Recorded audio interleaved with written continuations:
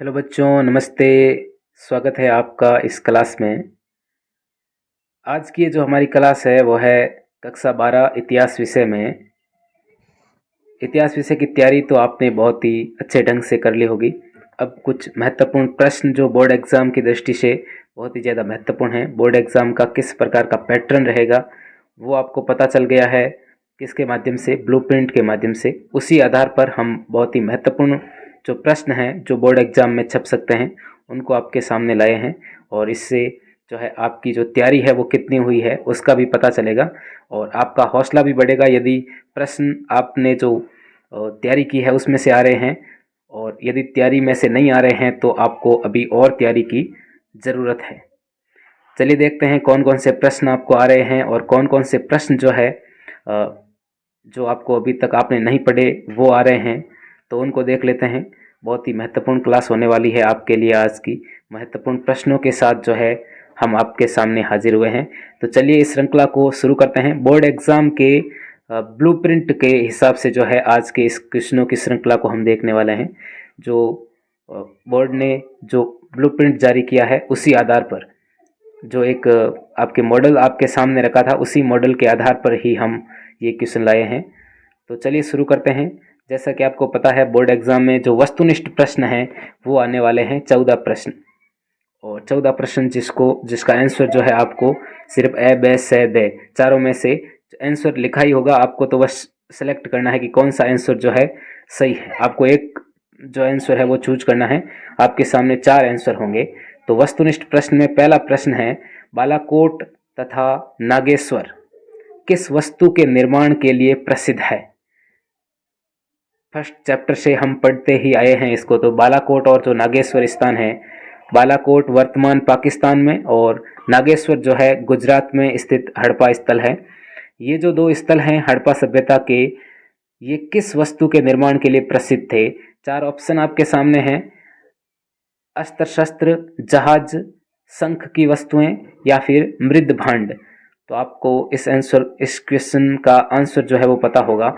शंख की जो वस्तुएं हैं ये बनती थी कहाँ पर? समुद्र के किनारे, और समुद्र तट के किनारे जो स्थित स्थान है वो है गुजरात का नागेश्वर, और दूसरा पाकिस्तान का जो बालाकोट स्थल है ये आपके अरब सागर के पास में स्थित हैं, और यहीं पर जो है शंख से जो है वस्तुएं बनती थी। इसी से संबंधित है दूसरा प्रश्न आगे, कौन से शासक अपने नाम के आगे देवपुत्र की उपाधि लगाते थे? दूसरे चैप्टर का है ये। तो देवपुत्र की उपाधि कौन धारण करते थे? तो ये हमने पढ़ा था विस्तृत रूप से। कुषाण शासक जो है वो स्वयं को देवताओं से जोड़ने के लिए जो है देवपुत्र की उपाधि धारण करते थे, और चीनी शासक जो है स्वर्ग पुत्र की उपाधि जो है धारण करते थे। अगला प्रश्न है, प्राचीन काल में मंदसौर किस नाम से जाना जाता था? मंदसौर वर्तमान में मध्य प्रदेश राज्य में स्थित है, और मंदसौर जो है इसका प्राचीन नाम था दसपुर। ये प्राचीन काल में दसपुर के नाम से जाना जाता था। अगला प्रश्न है, बर्नियर पेशे से क्या थे? बर्नियर क्या थे? तोपची, चिकित्सक, सुनार या फिर वैज्ञानिक? बहुत ही महत्वपूर्ण प्रश्न है। इस प्रकार के प्रश्न भी आपको ध्यान रखने चाहिए। बर्नियर जो विदेशी यात्री था जो फ्रांस से आया था भारत में, और शाहजहाँ के काल में आया था, मुगल काल के दौरान 12 वर्षों तक यहाँ पर रहा था। तो इसने जो है यहाँ पर क्या था? ये पैसे से क्या था? तो पैसे से ये था आपके चिकित्सक। पैसे से क्या था? चिकित्सक था ये। इसके बाद में प्रश्न है, किस मुगल सम्राट ने खंबात में गिरजाघर का निर्माण करवाया था? खंबात में गिरजाघर का जो निर्माण है वो किसने करवाया था? बाबर, हुमायूं, जहांगीर या फिर अकबर? तो खंबात में गिरजाघर का जो निर्माण करवाया था वो किसने करवाया था? बिल्कुल सही है आंसर, अकबर ने जो है खंबात में गिरजाघर का जो है निर्माण करवाया था ईसाइयों के लिए। कबीरदास जी किसके शिष्य थे? तो आपको कबीरदास जी के गुरु का नाम बताना है। कौन थे कबीरदास जी के गुरु? बिल्कुल रामानंद जी जो हैं ये कबीरदास जी के गुरु थे। रामानंद जी के शिष्य कौन थे? कबीरदास जी। तो कबीरदास जी किसके शिष्य थे? रामानंद जी के। यवन राज्य की स्थापना करने वाला, विरुद्ध धारण करने वाला राजा जो है कौन सा था? निम्न में से आपको बताना है। रामराय, हरिहर, बुक्का या फिर कृष्णदेव राय? तो यवन राज स्थापनाचार्य ऐसा हमारी बुक में लिखा हुआ था।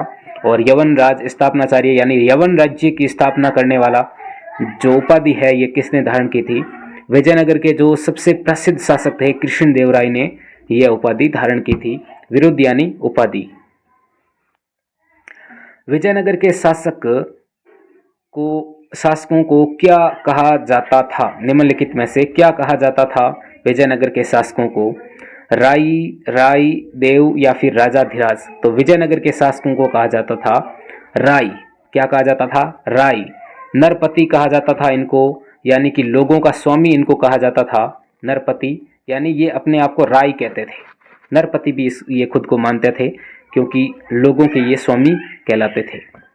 इसके बाद में है वह भूमि जिसे कभी खाली नहीं छोड़ा जाता था कहलाती थी। मुगल काल के दौरान हमने 4 प्रकार की भूमियों के बारे में पढ़ा था। अबुल फजल ने जो है 4 प्रकार की भूमियों का उल्लेख किया है। तो उसमें से जो कभी खाली नहीं छोड़ी जाती थी, यानी प्रति वर्ष जो है हर साल जो है उसको उस खेत में फसल बोई जाती थी, तो वो भूमि कौन सी थी? वो थी आपकी पोलज भूमि। 4 प्रकार की भूमियों के बारे में आपको ध्यान रखना चाहिए, इससे प्रश्न जो है बन सकता है।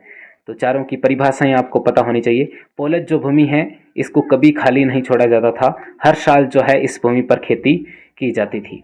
इसके बाद में है सती प्रथा को अवैध घोषित करने वाला कानून बना था। कब बना था? सती प्रथा को अवैध जो है वो कब घोषित किया गया था?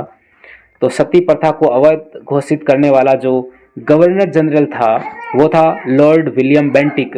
और लॉर्ड विलियम बेंटिक ने 1829 में जो है ये आपके सती प्रथा को जो है अवैध घोषित कर दिया था कि अब किसी प्रकार की सती प्रथा जो है वो नहीं होगी। और बाल विधवाएं जो थी, हिंदू विधवाएं, उनको जो है पुनर्विवाह करने की इजाज़त दी गई। ऐसा भी कानून बनाया लॉर्ड विलियम बेंटिक ने। तो ये विशेष रूप से ध्यान रखना है सती प्रथा के संदर्भ में। इसके बाद में अगला प्रश्न है कलकत्ता अलीपुर चिड़ियाघर की स्थापना किसने की थी? कलकत्ता अलीपुर चिड़ियाघर की जो स्थापना है ये किसने की थी? तो आपको पता होना चाहिए फ्रांसिस बुकानन, इस व्यक्ति ने जो है कलकत्ता अलीपुर चिड़ियाघर की स्थापना की थी। आपको पता होगा पहाड़िया जो लोग थे इस फ्रांसिस बुकानन को जो है अलग दृष्टि से देखते थे, है ना, क्योंकि उनको लगता था कि ये जो है हमारे साथ बुरा करेगा, अंग्रेज़ों का ये अधिकारी है, अंग्रेज़ों का कर्मचारी है ना, तो इनको संदेह की दृष्टि से जो है देखते थे। तो फ्रांसिस बुकानन ने ही कलकत्ता अलीपुर चिड़ियाघर की स्थापना की थी। ब्रिटेन में कपास आपूर्ति संघ की स्थापना कब हुई? बहुत ही महत्वपूर्ण प्रश्न है और बार बार हमने इसका जिक्र भी किया था।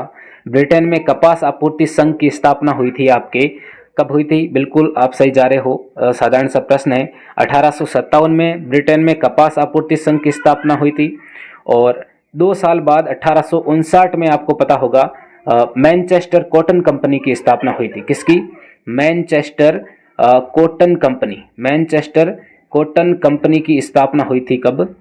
तो मैनचेस्टर कॉटन कंपनी की स्थापना हुई थी 1859 में। दोनों प्रश्न ध्यान रखना, दोनों ही ब्रिटेन में जो है स्थापित हुई थी।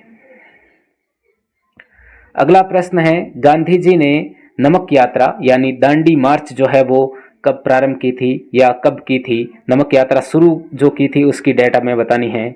मार्च 1930, जून 1931, मार्च 1931 या फिर अप्रैल 1930। तो ये जो है कब शुरू की थी? तो मार्च 1930 में जो है गांधी जी ने नमक यात्रा को शुरू किया था। कब? मार्च 1930 में। बिल्कुल ध्यान रखना है आपको, मार्च 1930 में ये शुरू की गई थी। हम सिर्फ नकल करने वाले नहीं हैं, यह कथन जो है किसने कहा था संविधान सभा में कि हम किसी दूसरे देश के संविधान की नकल जो है उतारने वाले नहीं हैं, हम जो है अपना संविधान खुद लिखने वाले हैं, है ना। और ये जो चीज़ कही थी ये कही थी किसने? पंडित जवाहरलाल नेहरू ने। जब उन्होंने उद्देश्य प्रस्ताव पेश किया था उस समय उन्होंने अपना जो भाषण दिया था उस भाषण में उन्होंने ये बात कही थी कि हम जो है नकल उतारने वाले नहीं हैं, सिर्फ नकल उतारने वाले नहीं हैं, कुछ अपनी बातें भी लिखने वाले हैं। इसके बाद में ये 14 प्रश्न आपके वस्तुनिष्ठ आने वाले हैं और इसके बाद में बोर्ड एग्जाम में रिक्त स्थान जो प्रश्न हैं एकक नंबर वाले वो आने वाले हैं 7, जिसमें से आपको जो है सिर्फ आंसर के रूप में एकक वर्ड ही लिखने हैं। ठीक है।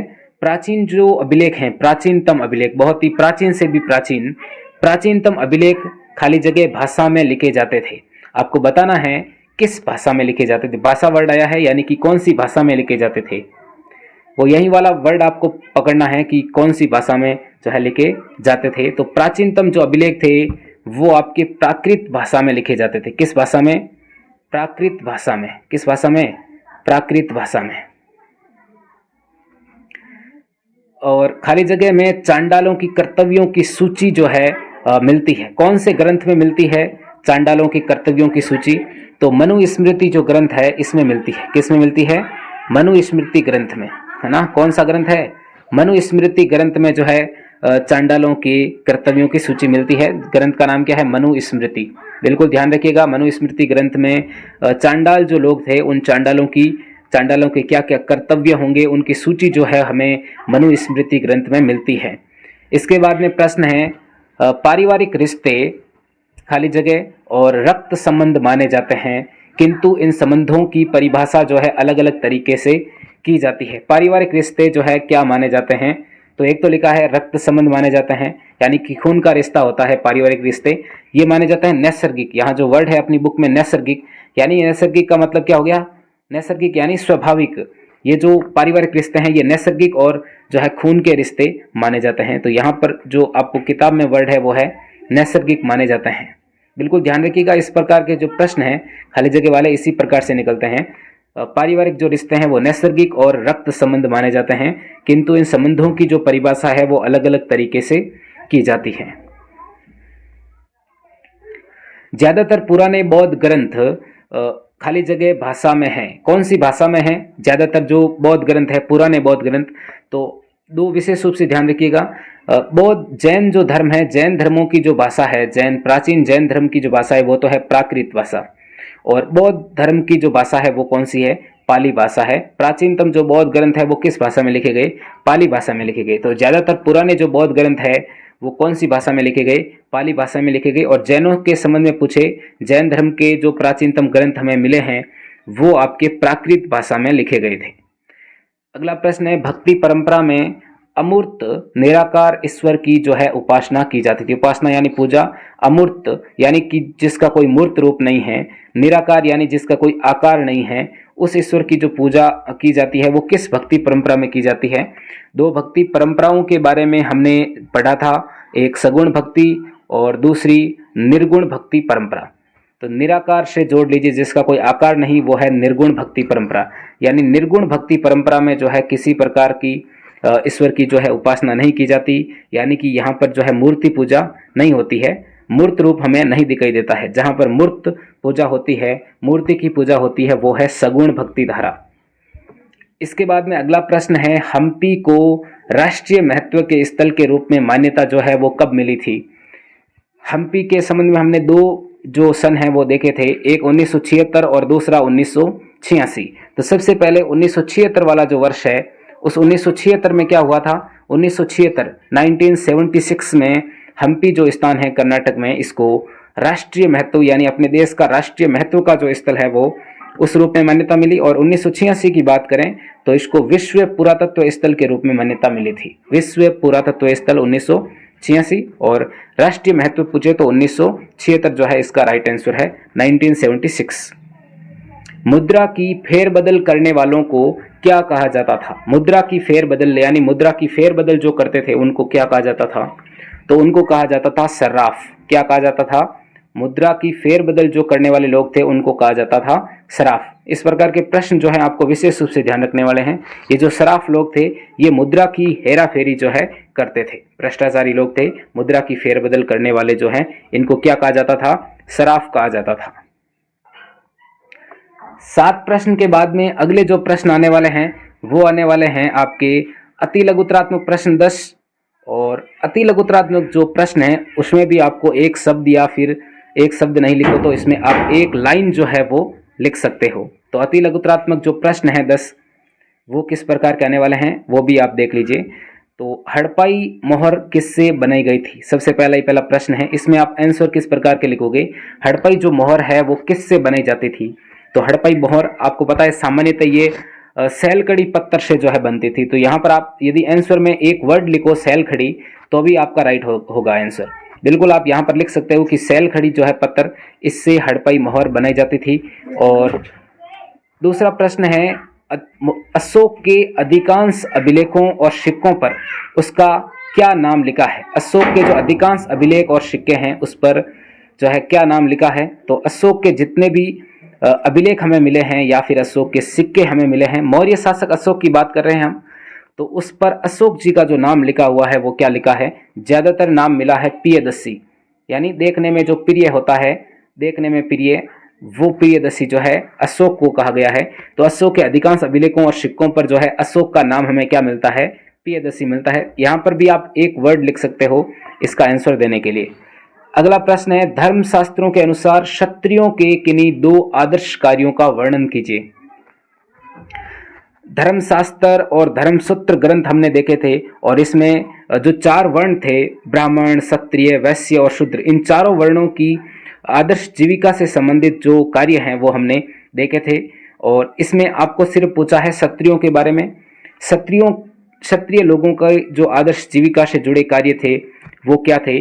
तो क्षत्रियों के हमें सिर्फ 2 ही कार्यों के नाम लिखने हैं। तो इसमें आप 2 प्रमुख रूप से कौन से लिख सकते हैं? इनका काम था, एक तो युद्ध करना और लोगों को न्याय दिलाना। तो 2 आप कोई भी लिख सकते हो। इनको, ये युद्ध करते थे, है ना, लोगों को न्याय दिलाते थे, जो नागरिक थे उनको सुरक्षा प्रदान करने का इनका काम था। ये यज्ञ जो है करवाते थे और दान देते थे। इस प्रकार आप सिर्फ 2 जो है इसमें लिख सकते हो। इसके बाद में अगला प्रश्न है, सूत कौन थे? सूत जो है वो कौन थे? तो सूत कौन थे? हमने पढ़ा था कि महाभारत जो कथा, महाभारत ग्रंथ है, महाभारत जो कहानी है, महाभारत की जो मूल कथा है, उसके रचयिता कौन थे? तो उसके रचयिता थे भाट सारथी। तो हम भाट सारथी ही क्या थे? सूत थे। भाट सारथी क्या थे? सूत थे। तो इसका आंसर इसी प्रकार हम लिख सकते हैं कि महाभारत की मूल कथा के रचयिता भाट सारथी सूत कहलाते थे। बिल्कुल ये सिंपल सा प्रश्न है। भाट सारथी जो है वो सूत थे। किस अभिलेख में रेशम के बुनकरों की एक श्रेणी का जो है उल्लेख मिलता है? बिल्कुल हमने जिक्र भी किया था। जो अभिलेख था वो था मध्य प्रदेश में स्थित एक जगह है मंदसौर, और इसी मंदसौर अभिलेख में हमें जो है रेशम बुनकरों की एक श्रेणी का जो है उल्लेख मिलता है। रेशम के काम करने वाले जो बुनकर थे, हाथ से काम करने वालों को ही कहा जाता है बुनकर। तो रेशम से संबंधित काम करने वाले जो लोग थे उनकी श्रेणी का जो उल्लेख है हमें किस अभिलेख में मिलता है? तो मंदसौर अभिलेख में मिलता है। मंदसौर अभिलेख में मिलता है। और यहाँ पर हमने जिक्र भी किया था कि मंदसौर का जो प्राचीन नाम था वो था उस समय दसपुर। और मंदसौर में जो लोग आए हुए थे, यहाँ पर रेशम बुनकर जो आए थे, ये रेशम बुनकर मूलतः कहाँ के निवासी थे? तो लाट प्रदेश, गुजरात के निवासी थे। अगला जो प्रश्न है वो है, इब्न बतूता के अनुसार दिल्ली शहर में, दिल्ली शहर इसने बताया था कि भारत में जो सबसे बड़ा शहर था वो दिल्ली शहर था।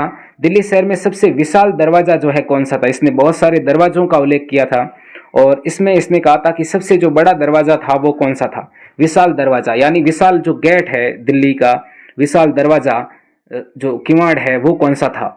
किवाड़ के बारे में आपने सुना होगा।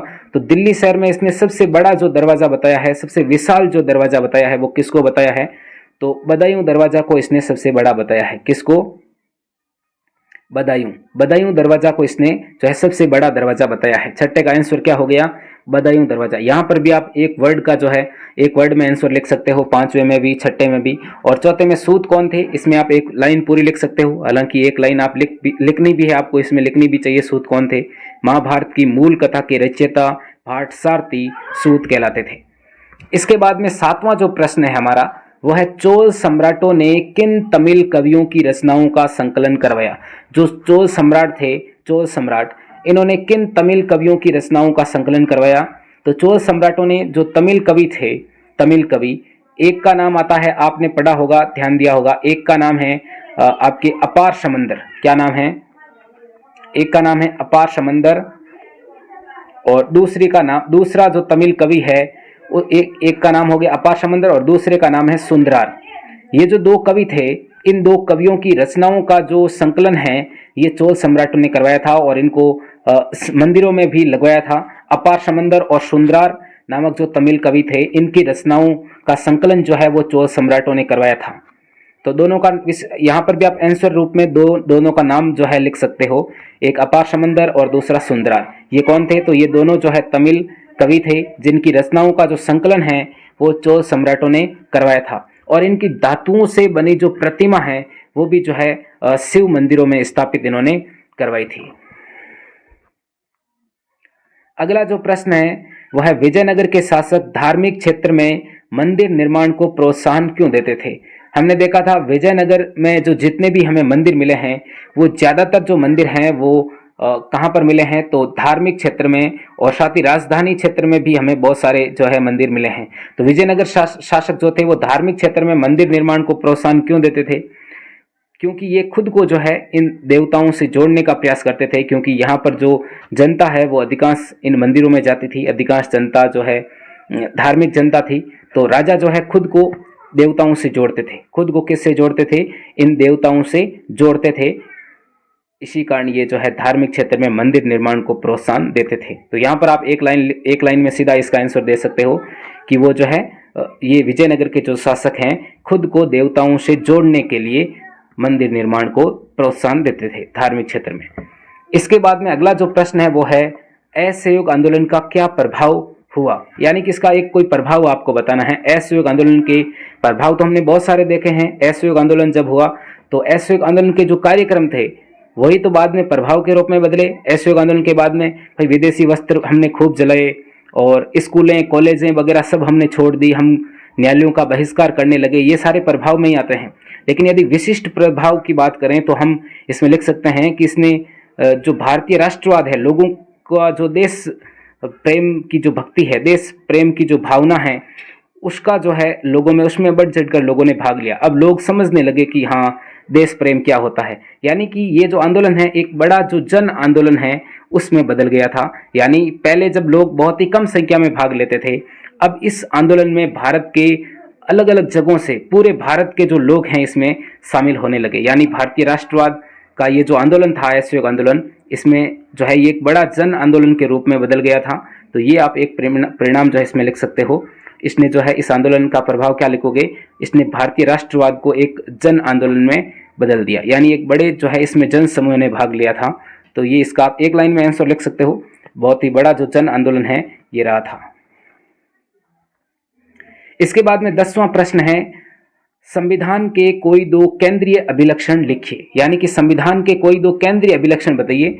हमने संविधान सभा में जो चर्चा हो रही थी उन चर्चाओं के बारे में बहुत सारी जो है चर्चाएं की थी हमने भी, और उसमें जो दो महत्वपूर्ण जो जिन पर चर्चा बहुत ही कम हुई थी और सभी लोगों की सहमति थी उन पर, तो केंद्रीय अभिलक्षण यानी जो विशेषताएं हैं संविधान की, वो आपको दो विशेषताएं बतानी हैं। जो केंद्रीय विशेषताएं हैं, दो केंद्रीय अभिलक्षण हैं, लोगों की सबकी सहमति थी उन पर, हमने उन दो बातों पर ध्यान दिया था।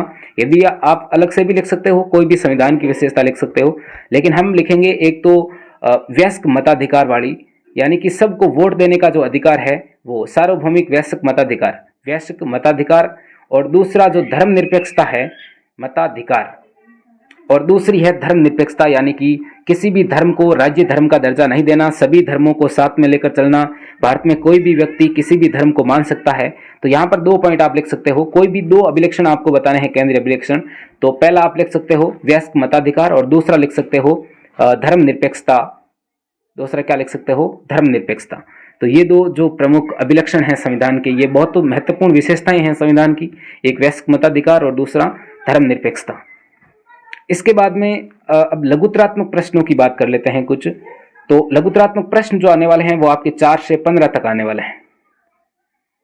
कितने आने वाले हैं? 4 से 15 तक, क्योंकि 3 प्रश्न हमने देख लिए थे आपके। सबसे पहला वस्तुनिष्ठ देखा जिसमें हमने 14 प्रश्न देखे, और वस्तुनिष्ठ के बाद में जो आपके रिक्त स्थान वाले प्रश्न थे वो 7 देखे। तो 14 और 7 21, और उसके बाद में 10 प्रश्न हमने कौन से देख लिए? 10 प्रश्न देख लिए अति लघुतरात्मक, यानी कि 21 और 10 31 प्रश्न, यानी कि 31 प्रश्न जो है वो आपको एक एक नंबर के आने वाले हैं। तैयारी को इतनी मजबूत कर लीजिएगा, क्योंकि इन प्रश्नों में क्योंकि एग्जामिनर का जो ध्यान जाएगा वो इन्हीं प्रश्नों में जाएगा, और आप ये शुरुआत में ही करोगे सारे प्रश्न, क्योंकि शुरुआत में ही करने चाहिए इस प्रकार के प्रश्न। एक नंबर के होते हैं, एक लाइनें छोड़ना भी आसान है, और इन बड़े प्रश्नों में तो लाइनें भी जो है ज़्यादा छूटती नहीं हैं। तो विशेष रूप से ध्यान रखिएगा, तैयारी को ज़्यादा जो है बारीकी से पढ़िए इन प्रश्नों को।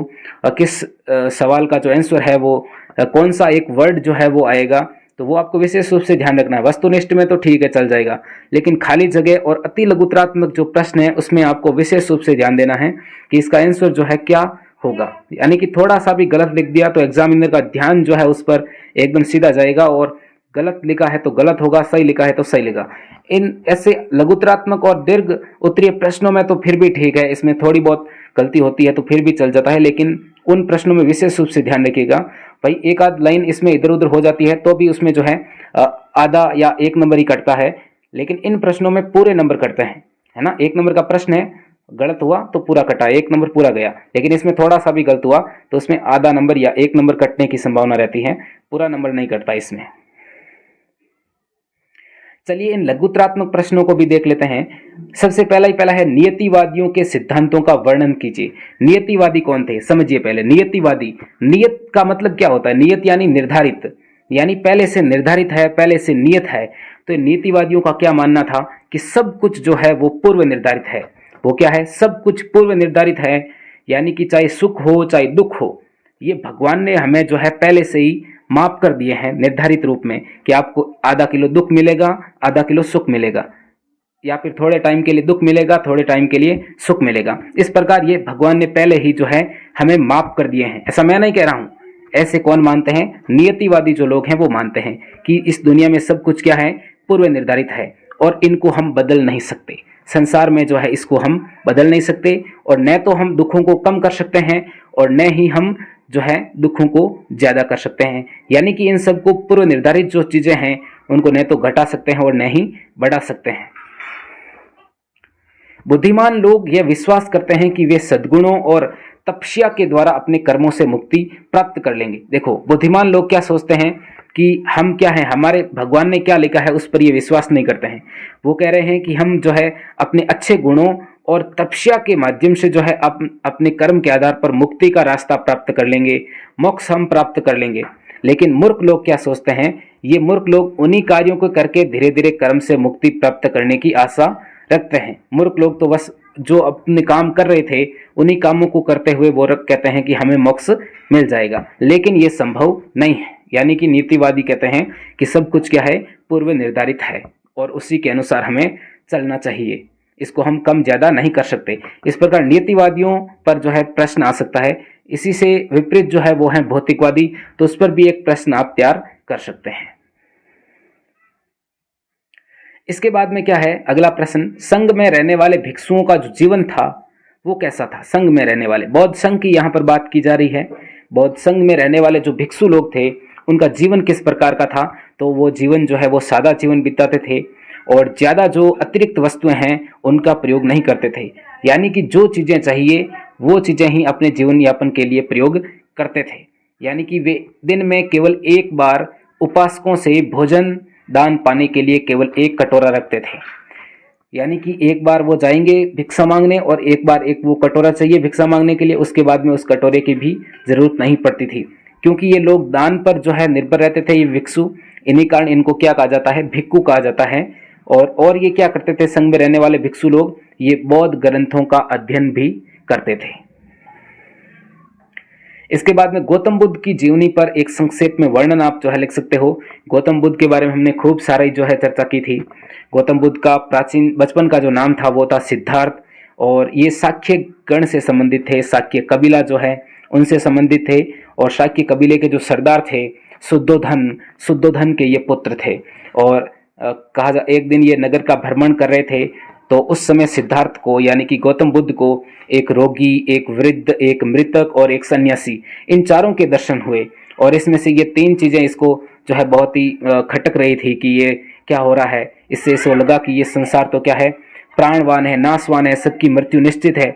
यानी कि बहुत ही बुरा जो है दृश्य इन्होंने देखा। लेकिन अंत में जब सन्यासी को देखा तो इनका जो है संसार से जो वैराग्य, संसार के प्रति जो है इसका सब कुछ वो हिल गया। क्या है? अब संसार को इसने समझ लिया कि अब संसार में कुछ नहीं है, है ना, सब कुछ मोह माया है। इस प्रकार इसने मतलब संसार को त्यागने की जो है बात सोची, और मोक्ष यानी कि सत्य क्या है, उस सत्य की खोज करने के लिए जो है इसने सोचा कि सत्य को मुझे जानना है, आखिर सत्य क्या है। तो फिर सन्यासी के दर्शन हुए, जिससे उनका संसार के प्रति वैराग्य और बढ़ गया, वैराग्य जो है और ज़्यादा बढ़ गया, यानी कि संसार ये किस प्रकार का है। इसलिए सिद्धार्थ ने जो है मैल त्याग कर सत्य की खोज में सिद्धार्थ जो है निकल गए थे, और उन्होंने एक वृक्ष के नीचे बैठकर चिंतन करना शुरू किया और सच्चा ज्ञान जो है उन्होंने प्राप्त किया। वह अपनी शिक्षाओं का फिर बाद में क्या करने लगे, प्रचार करने लगे। तो बुद्ध पर इस प्रकार टिप्पणी आप जो है याद कर सकते हो छोटे प्रश्न में। आपके विचार में बर्नियर जैसे विद्वानों ने भारत की जो तुलना है वो यूरोप से क्यों की थी? भारत की तुलना यूरोप से क्यों की थी? बर्नियर ने अपने ग्रंथ travels in the Mughal empire, Bernier का ग्रंथ आपको विशेष रूप से ध्यान रखना है, छोटे प्रश्नों में भी ध्यान रखना है और बड़े प्रश्नों में भी कोई प्रश्न आए तो उसमें भी आप ये चिपका सकते हो। Travels in the Mughal empire में एक तो प्रश्न वाली लाइन ही हो गई कि इसने जो है भारत की तुलना तत्कालीन यूरोप से की थी, क्योंकि ये जो बर्नियर था ये पश्चिमी संस्कृति का प्रबल समर्थक था, यानी ये यूरोप की जो संस्कृति थी उसका समर्थक था, इसलिए इसको भारत की संस्कृति अच्छी नहीं लगती थी। और भारत को ये हमेशा भारत से तुलना तो करता था, लेकिन भारत को निम्न दृष्टि से भी देखता था, यानी यूरोप की श्रेष्ठता पर यह बल देता था कि यूरोप की सभ्यता अच्छी है, यूरोप की संस्कृति अच्छी है, यूरोप के लोग सभ्य हैं, और भारत को जो है उसकी तुलना में जो है खराब मानता था यूरोप की तुलना में। और उसने महसूस किया कि यूरोपीय संस्कृति के मुकाबले में भारतीय सभ्यता और संस्कृति जो है निम्न कोटि की है, यानी कि उससे नीची है। अतः उसने भारत को यूरोप के प्रतिलोम के रूप में दिखलाया है, अथवा फिर यूरोप का विपरीत जो है दर्शाया है, यानी भारत को यूरोप के विपरीत बताया है, भारत को जो है निम्न दृष्टि का बताया है कि भारत में सब कुछ क्या है, यूरोप से उल्टा है, यूरोप से निम्न है भारत। तो बर्नियर ने भारत की जो है तुलना की थी। अल-बिरूनी के लेखन कार्य की विशेषताओं का विवेचन कीजिए। अल-बिरूनी ने जो लिखा है उस लेखन कार्य की विशेषताएं हमें बतानी है। तो अल-बिरूनी ने जो एक किताब लिखी थी, आपको पता होगा कौन सी, तहकीक ए हिंद, कौन सी, तहकीक ए हिंद जो है अल-बिरूनी की किताब थी। और अल-बिरूनी ने लेखन में अरबी भाषा का जो है प्रयोग किया था, और तहकीक ए हिंद को ही कहा जाता है किताब उल हिंद, है ना, तो कंफ्यूज मत होना। किताब उल हिंद जो है हमारी पुस्तक में लिखा हुआ है किताब उल हिंद, ठीक है ना, किताब उल हिंद, इसको तहकीक ए हिंद भी कहा जाता है, किताब उल हिंद। और अल-बिरूनी, चलो इस पुस्तक की भाषा भी कौन सी है, अरबी भाषा है। और अल-बिरूनी ने संभवतः अपने जो ग्रंथ हैं वो भारतीय उपमहाद्वीप के सीमांत क्षेत्रों में रहने वाले लोगों के लिए लिखे थे, यानी कि जो भारत की सीमाओं पर रहते हैं, तटीय सीमा हो चाहे स्थलीय सीमा हो, उन सीमा पर रहने वाले लोगों के लिए जो है ये ग्रंथ लिखा था। वह संस्कृत, पाली, प्राकृत ग्रंथों के अरबी भाषा में हुए अनुवादों से परिचित था, यानी जितने भी यहाँ पर संस्कृत में ग्रंथ हो, चाहे पाली भाषा के ग्रंथ हो और प्राकृत भाषा के ग्रंथ हो, इन ग्रंथों का अरबी जो अनुवाद है वो उनसे ये परिचित था, यानी सब भाषाओं का अरबी अनुवाद इसने जो है पढ़ रखा था। इन ग्रंथों की लेखन सामग्री शैली के विषय में अल-बिरूनी का दृष्टिकोण जो है वो आलोचनात्मक था। आलोचना यानी इन ग्रंथों की जो है बुराई ये करता था, इनका दृष्टिकोण इस प्रकार का था, वह उनमें जो है सुधार करना चाहता था, इसमें यह सुधार भी करना चाहता था। विजयनगर साम्राज्य में पहले भी उदित शक्तिशाली राज्यों का उल्लेख कीजिए। विजयनगर साम्राज्य के कई भागों में पहले भी शक्तिशाली राज्यों का उदय हो चुका था, जैसे तमिलनाडु में चोल वंश और कर्नाटक में होयसाल वंश के बारे में आपने सुना होगा। और इन शासकों ने जो है तंजावुर के बृहदेश्वर मंदिर और बेलूर के चन्नकेशव मंदिर जैसे विशाल मंदिरों को जो है संरक्षण प्रदान किया था। और विजयनगर के शासक जो है अपने आप को राय कहते थे, और इन्हीं विजयनगर के शासकों ने इन परंपराओं को आगे बढ़ाया और उन्हें चरम सीमा पर जो है पहुंचाया। मुगल साम्राज्य के अधिकारी ग्रामीण समाज को नियंत्रण में रखने का प्रयास क्यों करते थे, यानी मुगल साम्राज्य के जो अधिकारी थे वो ग्रामीण समाज को, जो ग्रामीण समाज था उसको नियंत्रण में क्यों रखते थे, नियंत्रण में रखने का प्रयास क्यों करते थे। तो मुगल साम्राज्य अपनी आय का एक बड़ा हिस्सा जो है वो कृषि उत्पादन से प्राप्त करता था, ज़्यादातर जो आय मिलती थी वो कृषि उत्पादन से मिलती थी। इसलिए राजस्व निर्धारित करने वाले, राजस्व की वसूली करने वाले, राजस्व का विवरण रखने वाले अधिकारी जो थे वो ग्रामीण समाज को नियंत्रण में रखने का जो है पूरा प्रयास करते थे। और वे चाहते थे कि खेती की जो है नियमित जुताई हो, है ना, टाइम से टाइम जुताई हो, और राज्य को जो है उपज से अपने हिस्से का जो टैक्स है वो समय पर मिल जाए, इसीलिए जो है ग्रामीण समाज पर ये नियंत्रण रखते थे, क्योंकि मुगल समाज की जो इनकम का जो सोर्सेस था वो क्या था, कृषि था। यानी उस समय की कृषि था, और कृषि पर टाइम टू टाइम जो है खेती होती रहे, टाइम टू टाइम इनको टैक्स जो है मिलता रहे, इसी कारण ये ग्रामीण समाज को है जो नियंत्रण में रखना चाहते थे। मुगल कालीन कृषि समाज में महिलाएं कौन कौन सी भूमिकाएं जो है अदा करती थी, तो महिलाओं की भूमिका के बारे में बताना है कृषि में। तो आपको पता ही है, पुरुष और महिलाएं ये तो काम करते थे मिलजुल कर। महिलाओं के क्या क्या कार्य थे वो देख लेते हैं। तो महिलाएं बुआई, निराई व कटाई के साथ साथ पकी हुई फसल से दाना निकालने का कार्य जो है करती थी। सूत काटना, बर्तन बनाने के लिए मिट्टी को साफ करना, गूंथना, कपड़ों पर कढ़ाई जैसे दस्तकारी के कार्य भी जो है महिलाएं करती थी। स्थायी बंदोबस्त के बारे में हमने पढ़ा ही था। 1793 में लागू हुई। बंगाल के गवर्नर उस समय थे आपके चार्ल्स कॉर्नवालिस, उन्होंने लागू की थी। और कहाँ पर लागू की थी? बंगाल में लागू की थी। बंगाल के गवर्नर जनरल कौन थे? आपके चार्ल्स कॉर्नवालिस। ये भी नाम आप इसमें ऐड कर सकते हो यदि नहीं लिखा है तो। चार्ल्स कॉर्नवालिस ने जो है इसकी शुरुआत की थी। इसके जनक माने जाते हैं स्थायी बंदोबस्त के। चार्ल्स कॉर्नवालिस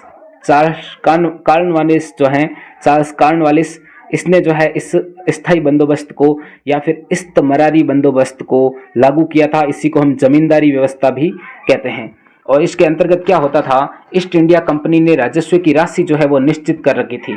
यानी कि स्थायी यानी निश्चित, स्थायी कर रखी थी कि इससे ज़्यादा नहीं तो आपको ज़्यादा राशि देनी है और ना ही कम राशि देनी है टैक्स के रूप में, जो प्रत्येक जमींदार को चुकानी पड़ती थी। जमींदार, इसमें बीच बिचौलिया था जमींदार, यानी जमींदार जनता से, किसानों से टैक्स लेता था और बाद में जमींदार किसको देता था? किसानों से लिया हुआ टैक्स जो है ये जमींदार आगे ईस्ट इंडिया कंपनी को देता था। यदि ये जमींदार ये राशि, यदि निश्चित राशि नहीं चुका पाते थे तो उनसे क्या किया जाता था? उनकी जमींदारियां जो है वो नीलाम कर ली जाती थी। इनकी जमींदारियां जो है नीलाम कर दी जाती थी जमींदारों की, यदि जमींदार टाइम पर ईस्ट इंडिया कंपनी को टैक्स नहीं दे पाते थे तो। यह बंदोबस्त जो है ईस्ट इंडिया कंपनी और जमींदारों के बीच में हुआ था। स्थायी बंदोबस्त जिसको हम बोलते हैं, ये किसके बीच हुआ था? ईस्ट इंडिया कंपनी और जमींदारों के बीच हुआ था। जमींदारों पर नियंत्रण रखने के लिए कंपनी सरकार ने क्या नीति अपनाई? तो जमींदार पहले सैनिक रख सकते थे, लेकिन अब उनकी सैनिक टुकड़ियों को भंग कर दिया। ये सीमा शुल्क भी ले सकते थे। कोई भी इनकी सीमा से गुजरता था तो किसी से भी, व्यापारी हो चाहे कोई भी अन्य हो, उनसे सीमा शुल्क ले सकते थे, लेकिन अब सीमा शुल्क भी समाप्त कर दिया इनका। ये न्याय भी कर सकते थे, लेकिन कचहरियों को कंपनी द्वारा नियुक्त कलेक्टर की देखरेख में रख दिया गया। जो कोर्ट कचहरी थी यहाँ पर ये न्याय भी करते थे, लेकिन जमींदार अब ये भी नहीं कर सकते। और जमींदारों से स्थानीय पुलिस, स्थानीय न्याय और स्थानीय पुलिस की व्यवस्था करने की शक्ति जो है वो छीन ली गई। यही स्थानीय पुलिस थी, यही स्थानीय न्याय करते थे। कोर्ट कचहरियां सब जो है वो इनकी नष्ट कर दी, और कोर्ट कचहरियां जो है वो तो कलेक्टर के अधीन कर दी। वहां पर कलेक्टर नियुक्त कर दिया अंग्रेजों ने। तो इस प्रकार कंपनी सरकार ने जो है जमींदारों पर नियंत्रण जो है धीरे धीरे स्टार्ट कर दिया था। अवध के अनुसार गांव वालों से निपटने में अंग्रेजों को किन मुश्किलों का सामना करना पड़ा था? अवध के गांव के लोगों ने अपनी संचार व्यवस्था मजबूत कर रखी थी। उन्हें अंग्रेजों के आने की खबर जो है वो तुरंत मिल जाती थी। वह स्थान छोड़कर तितर बितर हो जाते थे, जिससे अंग्रेज जो है उन्हें पकड़ नहीं पाते थे, अवध के लोग। और गांव वाले पल में तो एकजुट हो जाते थे और पल में बिखर जाते थे। और गांव वाले बहुत बड़ी संख्या में थे और गांव वालों के पास बंदूकें भी थी। तो अंग्रेजों को जो है इन मुश्किलों का जो है सामना करना पड़ता था। यानी ये कठिनाइयां थी अंग्रेजों के सामने, जो अवध वाले लोगों के सामने। तो अंग्रेज जो है इनसे निपट नहीं पाते थे। अंग्रेजों को जो है इन कठिनाइयों का सामना करना पड़ा था। गांधी जी ने खिलाफत आंदोलन को असहयोग आंदोलन का अंग क्यों बनाया गया था? क्यों बनाया था भाई? तो इसका प्रमुख जो कारण है वो क्या है? तो प्रमुख कारण यही है कि हिंदू और मुसलमानों को एक करना, और हिंदू मुसलमानों को एक करके जो है असहयोग आंदोलन को एक बड़े स्तर पर जो है ले जाना। और इस खिलाफत आंदोलन का जो नेतृत्व किया था वो आपको पता होगा किसने किया था? तो शौकत अली और मोहम्मद अली ने जो है इसका नेतृत्व किया था, अली बंधुआ ने, ताकि हिंदू और मुसलमान दोनों आपस में मिलकर क्या कर सके, इस औपनिवेशिक शासन का अंत जो है कर सकेंगे। औपनिवेशिक शासन यानी जो अंग्रेजी शासन है उसका। दीर्घ उत्तरीय प्रश्न आपके आने वाले हैं 3-4, कितने आने वाले हैं? 16, 17 और 18, 16, 17 और 18, और इसके बाद में 19। 4 जो प्रश्न हैं वो आने वाले हैं आपके, ये अति दीर्घ उत्तरीय और इसमें आपके अथवा में भी आने वाले हैं। ये दीर्घ उत्तरीय जो प्रश्न हैं इसमें आपको पता होना चाहिए 100 शब्द हमें लिखने पड़ेंगे, और ये 3-3 नंबर के प्रश्न हैं। अभी जो हमने लघुत्तरात्मक प्रश्न देखे थे वो 2-2 नंबर के प्रश्न थे और उसमें 50 शब्द हमें लिखने होते थे, लेकिन ये जो दीर्घ उत्तरीय प्रश्न है इसमें हमें कितने शब्द लिखने हैं? 100 शब्द लिखने हैं। 100 शब्द यानी ऐसा मान लीजिए आपको 10-11 लाइनें जो है लिखनी है इस प्रश्न में। और ये जो प्रश्न है वो अथवा में भी आने वाले हैं, तो आपको दोनों में से जो उचित अच्छा लगे वही करना है आपको, यानी जो ज़्यादा आता है वो करना है, बाकी आता तो आपको सब है ही। मौर्यकालीन इतिहास के प्रमुख स्रोतों का वर्णन जो है आपको करना है। कौन कौन से मौर्यकालीन स्रोत थे? तो इसमें आपको सबसे पहले ही बता देते हैं, अशोक के अभिलेखों से हमें जानकारी मिलती है। अर्थशास्त्र जो चाणक्य का ग्रंथ है इससे हमें जानकारी मिलती है। मैगस्थनीज का जो ग्रंथ है इंडिका, इससे हमें जानकारी मिलती है। जैन और बौद्ध ग्रंथ हैं, इनसे हमें जानकारी मिलती है। मूर्ति, स्तंभ, तो सबसे जो है हमें मौर्यकालीन इतिहास की जानकारी मिलती है। ये मौर्यकालीन इतिहास के प्रमुख स्रोत हैं, तो इनसे हमें जानकारी मिलती है। अथवा वाला प्रश्न है, जो मौर्यों के बाद में आए थे शासक, गुप्त शासकों का इतिहास लिखने में कौन कौन से सहायक स्रोत हैं? स्रोतों से प्रश्न लिया है और स्रोतों से प्रश्न आता भी है, तो इसमें हम क्या लिखेंगे? तो इसमें है पुराण, स्मृतियाँ यानी जैसे मनु स्मृति है, इस प्रकार की जो स्मृतियाँ ग्रंथ हैं वो स्मृतियाँ हैं, पुराण हैं। ये गुप्त वंश के बारे में बताते हैं हमें। इसके साथ साथ ही बहुत सारी साहित्यिक रचनाएं जो हैं, बहुत सारे साहित्य लिखे गए इस काल में, उनसे हमें जो है गुप्तकालीन शासन पद्धति, सामाजिक रीति रिवाज, गुप्तकालीन राजनीतिक व्यवस्थाओं के बारे में जानकारी मिलती है। और प्रयाग प्रशस्ति के बारे में आप कुछ ज़्यादा भी लिख सकते हो। इसमें इसकी रचना किसने की? हरिशैन ने। किस भाषा में है? संस्कृत। बहुत सारी इसमें जानकारी लिख सकते हो हरिशैन के बारे में। ये समुद्रगुप्त के जो है राजकवि थे। और इसमें क्या क्या लिखा हुआ है प्रयाग प्रशस्ति में? तो समुद्रगुप्त की विजय लिखी हुई है, समुद्रगुप्त का जीवन चरित्र जो है इसमें लिखा हुआ है। और इसके बाद में गुप्त काल के सिक्के भी हमें बहुत सारे मिलते हैं, जिससे हमें क्या पता चलता है गुप्त जो काल के शासक थे उनका धर्म जो है कौन सा था, और साम्राज्य की जो सीमाएं हैं वो कहाँ तक थी, क्योंकि उस सिक्कों पर उल्लेख रहता था साम्राज्य की सीमाओं के बारे में। तो साम्राज्य की सीमाओं के बारे में जानकारी हमें मिल जाती थी। अगला प्रश्न है, कबीरदास जी आज भी उन लोगों के लिए प्रेरणा के स्रोत हैं जो सत्य की खोज में रूढ़िवादी, धार्मिक, सामाजिक संस्थाओं, विचारों और व्यवहारों को प्रश्नवाचक दृष्टि से देखते हैं। विश्लेषण कीजिए। कबीरदास जी के बारे में आज की हमें विश्लेषण करना है कि किस प्रकार हैं ये कबीरदास जी। तो भारत के मध्यकालीन युग से भारत जो है वो वर्तमान में आधुनिक युग में जो है आ चुका है, लेकिन जाति, धर्म और पंथ के भेदभाव की जंजीरों में आज भी जो है जकड़ा हुआ है। लोग आज भी जातिवाद करते हैं, धर्मवाद करते हैं, जो है पंथवाद करते हैं। धर्म और जाति के नाम पर अभी भी कुछ लोग अलगाव की बातें करते हैं, यानी कि जाति के नाम पर हम अलग हो जाएंगे, हमारी जाति अलग है, हमारा समाज अलग है, और अपनी कुटिल नीति में सफल भी होते हैं और इनकी बातों में लोग आ भी जाते हैं। ऐसी स्थिति में अगर कोई व्यक्ति भेदभावपूर्ण संकीर्णताओं का विरोध करता है, यदि इसमें कोई आ जाए, एक बड़ा कोई नेता आ जाए कि हाँ ये सारी चीज़ें नहीं करनी चाहिए, और वास्तविक तथ्यों को भाई उजागर करता है कि ये सत्य नहीं है, तो अनायास ही हमें किसकी याद आती है? तो हम यदि उदाहरण किसी का देते हैं तो कबीरदास जी का हमें याद आता है कि कबीरदास जी ने कहा था। कबीरदास जी के दोहों की हम याद दिलाते हैं, कबीरदास जी के आदर्श जो वाक्य थे उनकी हम बातें करते हैं कि कबीरदास जी ने कहा था कि किसी प्रकार का जो भेदभाव है हमें नहीं करना चाहिए। तो आज भी कबीरदास जी हमारे क्या हैं? प्रेरणा स्रोत हैं। और कबीरदास जी ने जो सीख दी थी वो हमें याद आ जाती है, क्योंकि कबीरदास जी ने हमेशा समाज के विघटनकारी तत्वों पर तेज प्रहार किया है, और कबीरदास जी सत्य की खोज करने वालों के लिए आज भी प्रेरणा स्रोत हैं।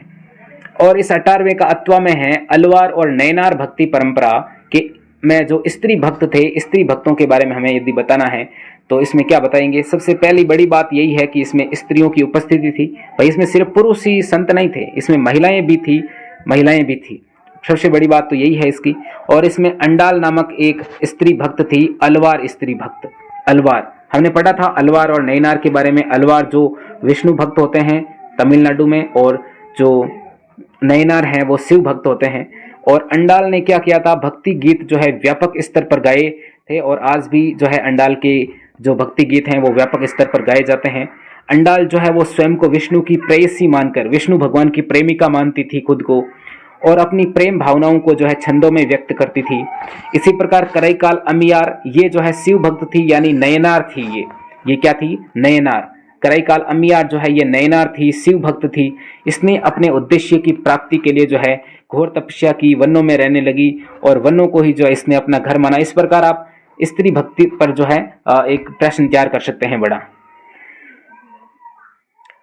इसके बाद में 18वां जो प्रश्न है, ये 17वां था, सॉरी, 18वां है, किन अफवाहों के द्वारा लोगों को विद्रोह करने के लिए प्रोत्साहित किया जा रहा था? यानी कि कौन सी अफवाहें थी जिसके कारण 1857 की क्रांति के समय की बात कर रहे हैं हम, कि वहां पर लोग जो है विद्रोह करने के लिए जो है प्रोत्साहित हो रहे थे, प्रेरित हो रहे थे, कि किन अफवाहों के कारण ये विद्रोह कर रहे थे? तो हमने बात की थी, एक तो ये गाय में कारतूसों वाली, शुगर की चर्बी लगी हुई थी, ये वाली बात, और दूसरी थी कि अंग्रेजों ने बाजार में क्या मिला दिया है, बाजार में जो मिलने वाला आटा था, इस आटे में क्या मिला दिया है? गाय और सूअर की हड्डियों का चूरा। इस कारण से जो लोग थे, इन्हीं अफवाहों के कारण भाई के ये अफवाहें फैली, ताकि लोगों को लगा कि अंग्रेज जो है हमारे हिंदुओं और मुसलमानों के जो धर्म है वो नष्ट भ्रष्ट करना चाहते हैं। इसी कारण से लोगों ने जो है ये विद्रोह कर दिया था। तो इन अफवाहों का भी महत्वपूर्ण रोल रहा था 1857 की क्रांति होने में। इसके बाद में इस 18वें प्रश्न का जो अथवा में है वो है, 20वीं सदी के राष्ट्रवादी आंदोलन को 1857 के घटनाक्रम से क्या प्रेरणा मिल रही थी? और ये आपको स्पष्ट करना है। जो 20वीं सदी के राष्ट्रवादी आंदोलन हुए हैं, यानी कि गांधी जी के आंदोलनों की हम बात कर सकते हैं, असहयोग आंदोलन है, सविनय अवज्ञा आंदोलन है, भारत छोड़ो आंदोलन है। तो इन आंदोलनों, ये जो आंदोलन हो रहे हैं, इसमें हमको क्या 1857 की कुछ बातें याद आ रही है? क्या इससे हमें कुछ प्रेरणा मिल रही है? वो हमें स्पष्ट करना है। तो 1857 का जो विद्रोह है वो प्रथम स्वतंत्रता संग्राम था। भारत को आजाद कराने के लिए पहला जो स्वतंत्रता संग्राम हुआ था वो हुआ था 1857 का विद्रोह, जिसमें देश के सभी वर्गों के लोगों ने अंग्रेजों के विरुद्ध जो है मिलकर संघर्ष किया था। कलाकारों और साहित्यकारों ने 1857 के विद्रोह के नेताओं को एक ऐसे नायकों के रूप में प्रस्तुत किया जो देश को रणस्थल की ओर ले जा रहे थे, यानी कि युद्ध भूमि की ओर ले जा रहे थे। यानी कि हमारे जो कलाकार थे, चित्रकार थे, साहित्यकार थे, जिन्होंने बहुत सारी रचनाएं लिखी, उन लोगों ने क्या किया? जिन जिन लोगों ने 1857 की क्रांति में भाग लिया, उनको एक बड़े नायकों के रूप में दर्शाया कि इसने जो है ये काम किया, वहां से अंग्रेजों को भगाया, वहां पर अधिकार किया। इस प्रकार नायक बना दिया इन लोगों ने। और इसमें नाम यदि बात करें प्रमुख नायकों की, तो बहादुर शाह जफर, नाना साहिब, रानी लक्ष्मीबाई, कुंवर सिंह, इन लोगों ने जो है अपने पराक्रमपूर्ण कार्यों, त्याग और बलिदान से भारतीयों में राष्ट्रीयता का प्रसार किया और राष्ट्रीय आंदोलन की जो पृष्ठभूमि है वो तैयार की। इसके बाद में अगला प्रश्न 19वां है, कांग्रेस के लाहौर अधिवेशन पर आपको टिप्पणी लिखनी है। कांग्रेस का जो लाहौर अधिवेशन हुआ था, ये हुआ था दिसंबर 1929 में, और इसके जो अध्यक्ष थे वो थे पंडित जवाहरलाल नेहरू। लाहौर वर्तमान पाकिस्तान में है। और इसके अनुसार हमने क्या तय किया कि 26 जनवरी 1930 को भारत देश के विभिन्न स्थानों पर जो है हम राष्ट्रीय ध्वज फहराकर देशभक्ति के गीत गाएंगे। और पहला स्वतंत्रता दिवस जो है हमने इस दिन मनाया था 26 जनवरी 1930 को। और ये अधिवेशन जो है किस कारण से महत्वपूर्ण था? तो इसमें एक तो पंडित जवाहरलाल नेहरू अध्यक्ष बने थे। युवा पीढ़ी का नेतृत्व करने की जो छड़ी है वो जवाहरलाल नेहरू को सौंपी गई थी। युवा नेता थे जवाहरलाल नेहरू। और इसमें पूर्ण स्वराज की घोषणा की गई थी। जवाहरलाल नेहरू ने कहा था कि हमें अधिराज नहीं चाहिए, हम अंग्रेजों के अधीन राज नहीं करेंगे, हमें क्या चाहिए? पूर्ण स्वराज चाहिए, हमें पूरी स्वतंत्रता चाहिए। सॉरी। इसके अथवा का जो प्रश्न है वो क्या है? आप कैसे कह सकते हैं कि गांधी जी सर्वसाधारण के पक्षधर और हिमायती थे? 1916 से 1918 के मध्य की घटनाओं से इस कथन की पुष्टि कीजिए। गांधी जी यानी कि सर्वसाधारण, सभी जनता के जो है पक्षधर थे, सबके हिमायती थे, सबके चहेते थे। तो आपको ये पुष्टि करनी है गांधी जी ने जो जो किया है 1916 से लेकर 1918 के बीच में गांधी जी के संबंध में जो घटनाएं घटी, इस कथन से हमें बताना है कि गांधी जी जो है किसानों के हो चाहे आम जनता के हो, किस प्रकार के पक्षधर थे, कितने चहेते थे उनके। तो गांधी जी सर्वसाधारण के पक्षधर और हिमायती थे। इस कथन की जो पुष्टि है हम निम्न बिंदुओं से कर सकते हैं। सबसे पहला लिखा है कि फरवरी 1916, और फरवरी 1916 में गांधी जी ने अपनी पहली सार्वजनिक उपस्थिति जो है प्रस्तुत की थी और यहाँ पर बनारस हिंदू विश्वविद्यालय का उद्घाटन हो रहा था। इसमें गांधी जी शामिल हुए और यहाँ पर गांधी जी ने जबरदस्त भाषण जो है अपना दिया था और उन्होंने मजदूर और गरीबों की उपेक्षा किए जाने की आलोचना की थी। यानी भारत का जो व्यापारी वर्ग था उसको आड़े हाथ लिया और कहा कि आप जो है इन मजदूरों और गरीबों के साथ जो है अन्याय कर रहे हो। यानी आप तो खुद अमीर हो गए लेकिन भारत का जो गरीब तबका है उसकी ओर भी ध्यान दो, उनकी तरफ भी ध्यान दो, कुछ उनकी मदद करो। तो यहाँ पर आलोचना किसकी की? भारत का जो बड़ा वर्ग था, जो उद्यमी लोग थे, उनकी आलोचना की, उनकी बुराई की।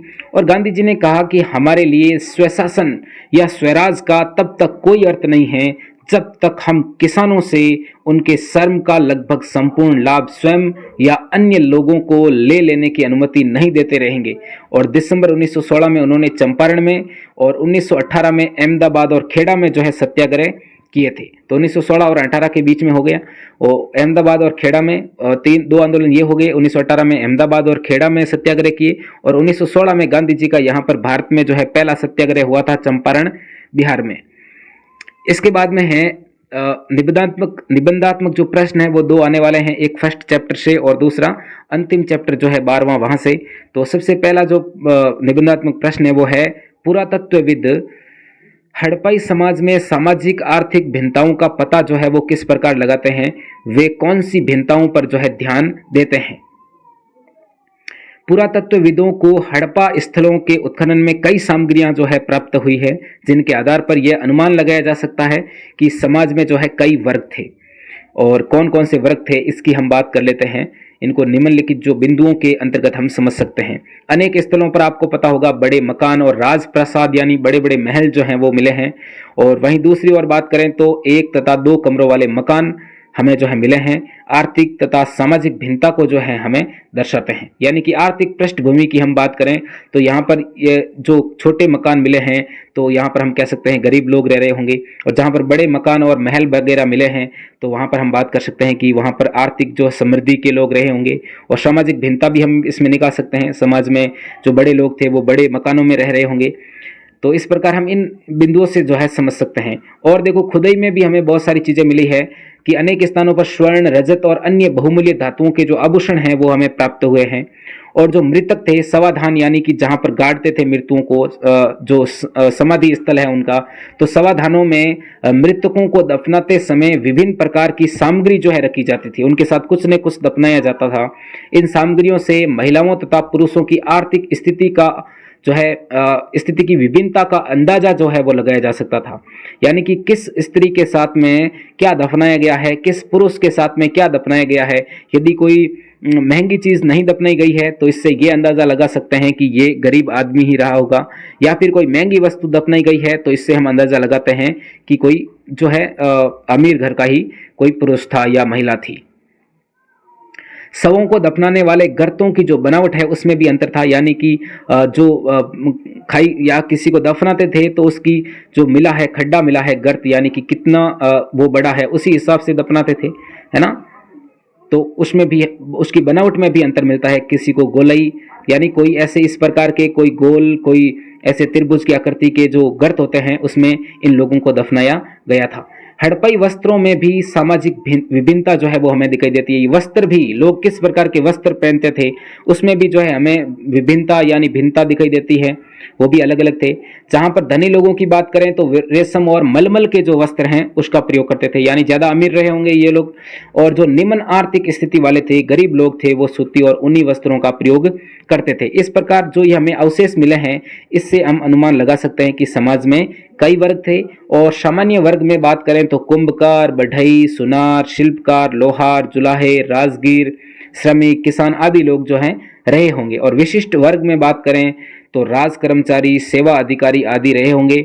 इस प्रकार पुरातत्वविदों को उत्खनन में अनेक ऐसी सामग्रियां प्राप्त हुई हैं जिनके आधार पर हमें सामाजिक और आर्थिक विभिन्नता का पता चलता है। यानी किस प्रकार का समाज था और किस प्रकार के लोग थे, वहाँ पर धनी थे या गरीब थे, वो हमें वहाँ से मिली जो पुरा वस्तुएं हैं उनसे पता चल जाता है।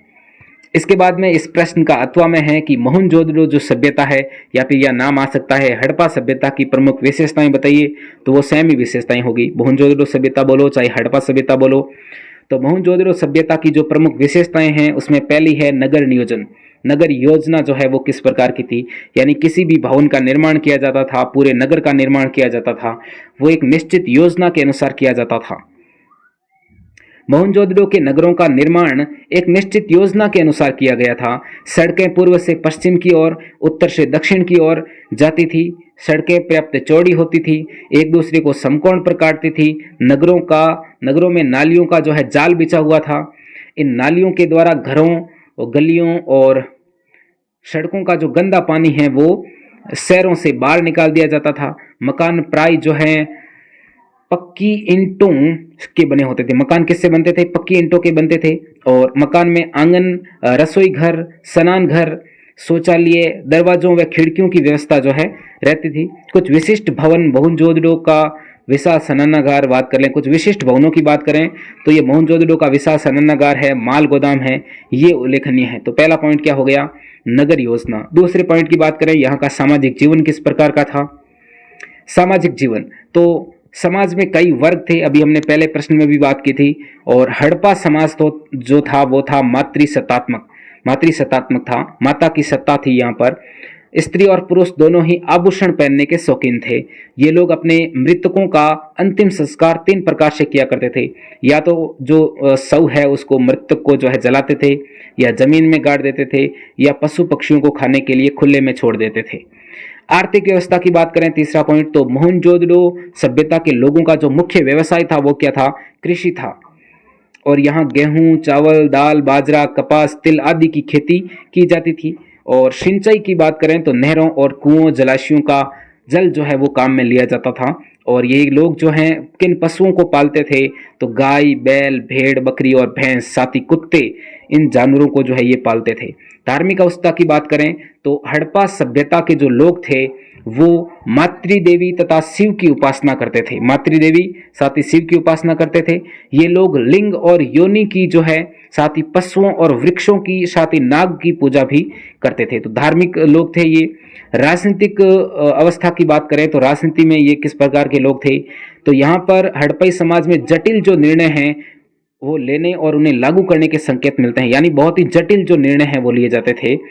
और कुछ हड़प्पा पुरातत्वविदों के अनुसार यहाँ पुरोहित राजा जो है वो शासन करते थे। पुरोहित कोमा हटा देना, पुरोहित राजा की मूर्ति भी हमें मिली है मोहनजोदड़ो से, पुरोहित राजा की।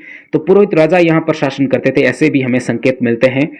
और कुछ पुरातत्वविद मानते हैं कि हड़प्पा समाज में शासक नहीं थे, कोई राजा नहीं था, और सभी की जो सामाजिक स्थिति थी वो समान थी। कुछ को ऐसा मानना है और कुछ का मानना है कि यहाँ पर जो पुरोहित राजा हैं वो शासन करते थे।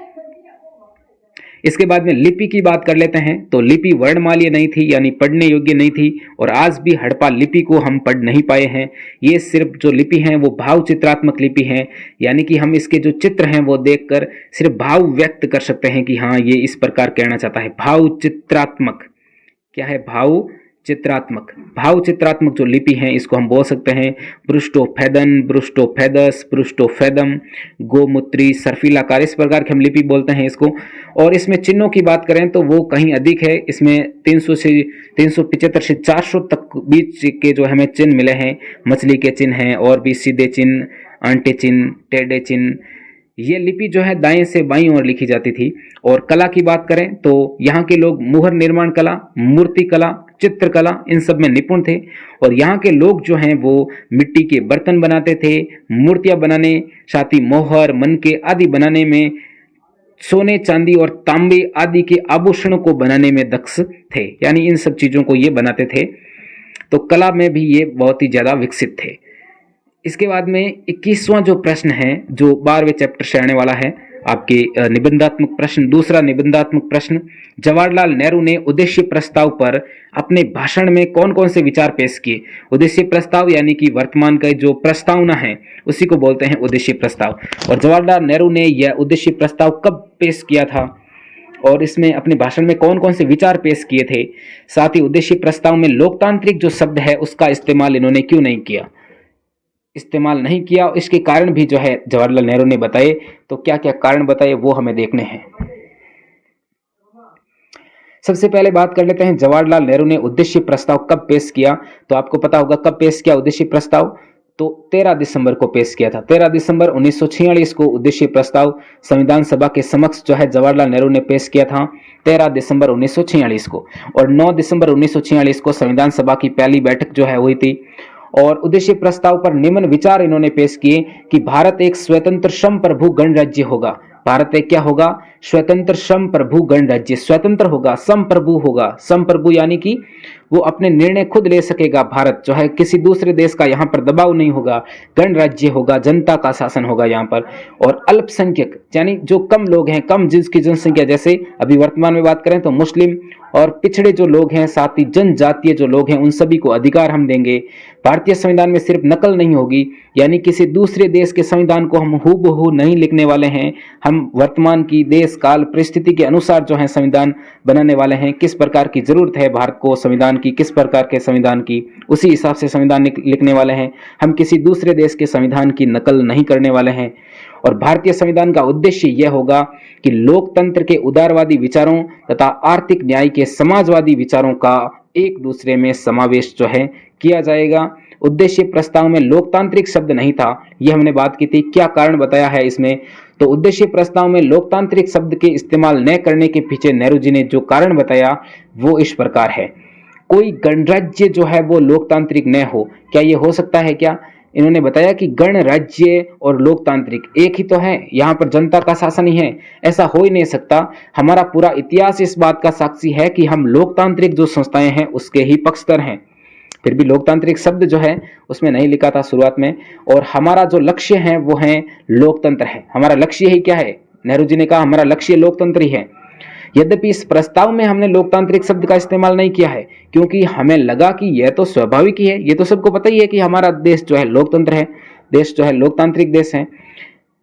और कि गणराज्य शब्द में लोकतांत्रिक जो शब्द हैं वो पहले से ही निहित होता है। ऐसा कहा नेहरू जी ने कि जो गणराज्य शब्द है, इसी गणराज्य शब्द में पहले से ही क्या है? लोकतंत्र शब्द शामिल है। इसलिए हम अनावश्यक और अनुपयोगी शब्दों का प्रयोग नहीं करना चाहते। भाई ज्यादा बड़ा करने के लिए हम तो और भी शब्दों को लिख सकते थे, लेकिन हमने कहा कि हम अनावश्यक शब्दों का प्रयोग नहीं करेंगे। हमें ये उपयोगी नहीं लगा, इसलिए हमने लोकतांत्रिक शब्द का प्रयोग नहीं किया। हमने इस प्रस्ताव में लोकतंत्र की अंतर्वस्तु प्रस्तुत की है, यानी हमारा लोकतंत्र किस प्रकार का होगा उसकी अंतर्वस्तु प्रस्तुत की है। लोकतंत्र की नहीं, आर्थिक लोकतंत्र। पहले लोकतंत्र फिर आर्थिक लोकतंत्र की अंतर्वस्तु भी हमने इसमें प्रस्तुत की है। इसके बाद में अथवा का जो प्रश्न है वो है संविधान सभा में पृथक निर्वाचिकाओं की मांग के जवाब में सरदार पटेल, धुलेकर और गोविंद वल्लभ पंत आदि प्रमुख कांग्रेसी सदस्यों ने अनेक दलीलें जो है प्रस्तुत की थी। और इन दलीलों के पीछे कौन सी चिंता काम कर रही थी और अंत में क्या सहमति बनी पृथक निर्वाचिकाओं के संबंध में, उसको देख लेते हैं। तो पृथक निर्वाचिकाओं की मांग के विरोध में दी गई समस्त दलीलों के पीछे एक एकीकृत राज्य के निर्माण की चिंता काम कर रही थी। यानी पूरा देश जो है एकीकृत राज्य उसका निर्माण करना था, वो चिंता थी। यानी कि इस पृथक निर्वाचिका से हम अलग नहीं हो जाएं। और वो क्या थी कि व्यक्ति को नागरिक बनाना और प्रत्येक समय को राष्ट्र का अंग बनाना। प्रत्येक समूह को, प्रत्येक जो समूह है या समय क्या होगा? प्रत्येक समूह है, यानी कोई भी समूह हो, हिंदू हो, मुस्लिम हो, जैन हो, बौद्ध हो या किसी अन्य प्रकार का समूह हो, उन सभी समूहों को क्या बनाना? राष्ट्र का अंग बनाना, देश का जो है अंग बनाना। सबकी ये भावना होनी चाहिए कि हम भारत देश के नागरिक हैं। और राजनीतिक एकता, राष्ट्र की स्थापना करने के लिए प्रत्येक व्यक्ति को राज्य के नागरिक के सांचे में डालना था। हर समूह को राष्ट्र के भीतर समाहित किया जाना था। यानी सब जो है भारत देश के ही लोग हों। और नागरिकों में राज्य के प्रति निष्ठा का होना, दूसरा पॉइंट है। नागरिक जो हैं उनका हमारे देश के प्रति निष्ठा होनी चाहिए कि ये हमारा देश है। संविधान नागरिकों को अधिकार देगा, परंतु नागरिकों को भी राज्य के प्रति अपनी निष्ठा का वचन लेना होगा। यानी कि ये तो संविधान तो हमें देता ही है कि नागरिकों को अधिकार देता है संविधान, लेकिन हमारे भी कुछ कर्तव्य हैं इसके प्रति, तो वो भी हमें निभाने चाहिए। इस राज्य के प्रति हमारे क्या कर्तव्य हैं, उन कर्तव्यों की हमें पालना करनी होगी। सभी समुदायों के सदस्यों को राज्य के सामान्य सदस्यों के रूप में काम करना। जितने भी सभी समुदाय के लोग हैं उन सभी को किसके रूप में काम करना, कि हम भारत देश के क्या हैं, सामान्य नागरिक हैं। हम सभी भारत देश के नागरिक हैं, नागरिकता के रूप में ही हमें जो है काम करना। सामान्य रूप से हम इस देश के नागरिक हैं, उस रूप में काम करना। समुदायों को सांस्कृतिक इकाइयों के रूप में मान्यता दी जा सकती थी और उन्हें सांस्कृतिक अधिकारों का आश्वासन दिया जा सकता था, मगर राजनीतिक रूप से सभी समुदायों के सदस्यों को राज्य के सामान्य सदस्य के रूप में काम करना था, अन्यथा उनकी निष्ठाएं जो है वो विभाजित होगी। और पंत गोविंद वल्लभ पंत ने इसे स्पष्ट करते हुए कहा कि हमारे भीतर ये आत्मघाती और अपमानजनक आदत बनी हुई है कि हम कभी नागरिक के रूप में नहीं सोचते बल्कि समुदाय के रूप में ही सोच पाते हैं। यानी हम क्या सोचते हैं, हम नागरिक के रूप में कभी सोचते ही नहीं है। हम सोचते हैं कि हमारा ये समाज है, हमारा ये समूह है, हमारा ये धर्म है, हम कभी अपने देश के बारे में सोचते ही नहीं है। ऐसा कहा था गोविंद वल्लभ पंत ने। और गोविंद वल्लभ पंत ने यह भी कहा था कि हमें याद रखना चाहिए कि महत्व केवल नागरिक का होता है। महत्व किसका होता है, केवल नागरिक का होता है। सामाजिक पिरामिड का आधार भी और उसकी चोटी भी नागरिक ही होता है। यानी कोई भी हमारा समाज जिसको ले रहे हैं, हम जिस धर्म को ले रहे हैं, वो सब क्या है, वो सब नागरिक ही होते हैं। एक शक्तिशाली राष्ट्र व शक्तिशाली राज्य की स्थापना। जब सामुदायिक अधिकारों का महत्व रेखांकित किया जा रहा था, उस समय भी बहुत सारे राष्ट्रवादियों में यह भय सिर उठाने लगा था कि इससे निष्ठाएं खंडित होगी या और एक शक्तिशाली राष्ट्र व शक्तिशाली राज्य की स्थापना जो है नहीं हो सकेगी। यानी सबको, यदि मुसलमानों को अलग से उनकी पृथक निर्वाचिकाएं बना दी, उनको अलग से निर्वाचिका दे दी, अलग से जो है उनको अधिकार दे दिए, तो फिर क्या होगा, शक्तिशाली राज्य और शक्तिशाली राष्ट्र की जो स्थापना है वो नहीं हो पाएगी। और कुछ मुसलमान जो लोग थे वो भी इस पृथक निर्वाचिका की मांग के समर्थन में नहीं थे। तो ये भी एक प्रमुख पॉइंट बन सकता है कि सारे मुसलमान भी जो लोग थे वो इस पृथक निर्वाचिका की मांग के समर्थन में नहीं थे। उदाहरण के लिए बेगम एजाज रसूल को लगता था कि पृथक निर्वाचिका आत्मघाती साबित होगी, क्योंकि इससे अल्पसंख्यक जो लोग हैं वो बहुसंख्यकों से कट जाएंगे। और आखिर में इस पर क्या निर्णय हुआ वो भी देख लेते हैं। सन 1949 तक संविधान सभा के ज्यादातर सदस्य इस बात पर सहमत हो गए थे कि पृथक निर्वाचिका का प्रस्ताव अल्पसंख्यकों के हितों के खिलाफ जाता है। यानी कि अल्पसंख्यकों को इससे कोई फायदा नहीं होगा। इसकी बजाय मुसलमानों को लोकतांत्रिक प्रक्रिया में सक्रिय भूमिका निभानी चाहिए ताकि राजनीतिक व्यवस्था में उनको एक निर्णायक आवाज जो है वो मिल सके। और इसके बाद में अंतिम जो प्रश्न आता है वो आता है आपके एक रेखा मानचित्र का, भारत का मैप आएगा और उसमें आपको 5 स्थल जो हैं वो दिए जाएंगे और 5 स्थल आपको भरने हैं। सबसे पहले 5 जो स्थल हैं वो आपके सामने हैं, अथवा में भी आएंगे ये मेरठ, बम्बई, दिल्ली, कलकत्ता और मद्रास, ये आएंगे। और दूसरे में आएंगे कालीबंगन, मथुरा, पाटलिपुत्र, हम्पी और अजमेर। तो इसमें भी आपको ये ध्यान रखने हैं। यदि आपको राज्यों का पता है तो आप आसानी से इनको जो है पढ़ सकते हैं। चलिए देख लेते हैं। सबसे पहले आपको पता होना चाहिए दिल्ली जो है वो कहाँ पर स्थित है। तो दिल्ली, ये राजस्थान के ऊपर जो हरियाणा दिख रहा है, इस हरियाणा में ये है दिल्ली। यहाँ पर छोटी सी बिंदु है, यहाँ पर ये दिल्ली है। मेरठ उत्तर प्रदेश में हो गया। और कलकत्ता, ये कलकत्ता पश्चिम बंगाल की राजधानी, मुंबई महाराष्ट्र की राजधानी, और मद्रास जो है ये आपके तमिलनाडु में है, मद्रास। तो इन 5 का नाम ध्यान रखिएगा, महत्वपूर्ण है। इसी प्रकार से ये भी आ सकते हैं सेम टू सेम, तो इनको भी याद रखना है। और इसके बाद में दूसरा जो अथवा में था वो था कालीबंगन। ये कालीबंगा को बोलते हैं, कालीबंगा हनुमानगढ़ राजस्थान में है। और अजमेर भी ये राजस्थान में है, लगभग राजस्थान के मध्य में ही है। मथुरा, ये आपके मथुरा कहाँ पर है, मथुरा पहले आ गया क्या एक बार, और नहीं, पहले मेरठ आया। मेरठ भी उत्तर प्रदेश में, मथुरा भी उत्तर प्रदेश में। और पाटलिपुत्र की बात करें तो पाटलिपुत्र कहाँ पर है, बिहार में, जो मगध की राजधानी बनी थी बाद में। और हम्पी हो गया आपके कर्नाटक में। इस प्रकार ये सारे स्थल जो हैं आपको पता होने चाहिए, वही सेम ही है इसमें। और इस प्रकार आज की ये जो हमारा प्री बोर्ड था वो आपको किस प्रकार का लगा, और इसी प्रकार के और जो बोर्ड एग्जाम के ब्लूप्रिंट के आधार पर यदि आपको और चाहिए तो इसको ज़्यादा से ज़्यादा शेयर कीजिए, लाइक कीजिए और कमेंट कीजिए कौन सा आपको कुछ समझ में नहीं आया हो तो। और चलिए इसी के साथ एंड करते हैं आज की इस क्लास को। धन्यवाद। जय हिंद।